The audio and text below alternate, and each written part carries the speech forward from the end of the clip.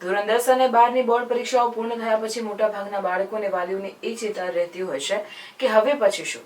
તેના માટે ભરૂચમાં ભારત વિકાસ પરિષદ ભૃગુભૂમિ શાખા અને વિપ્ર ફાઉન્ડેશન દ્વારા ભરૂચ શહેરની 5 જેટલી શાળાઓમાં નિઃશુલ્ક માર્ગદર્શનનું આયોજન કરવામાં આવ્યું છે.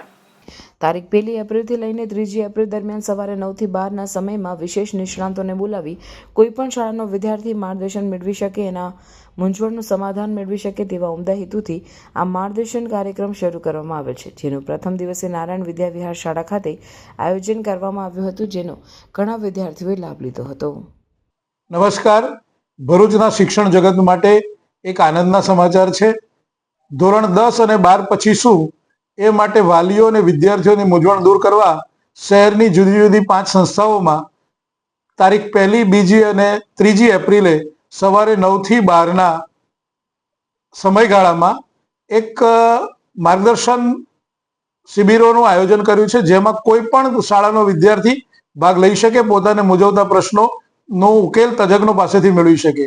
નારાયણ વિદ્યા વિહાર, નર્મદા વિદ્યાલય જીએનએફસી અને જય અંબે વિદ્યાલય ભોલા વિસ્તારમાં, શ્રવણ ચોકડી પાસે શ્રવણ વિદ્યાધામ અને સ્ટેશન રોડ ઉપર રૂંગટા વિદ્યાલયમાં આનું આયોજન કરવામાં આવ્યું છે.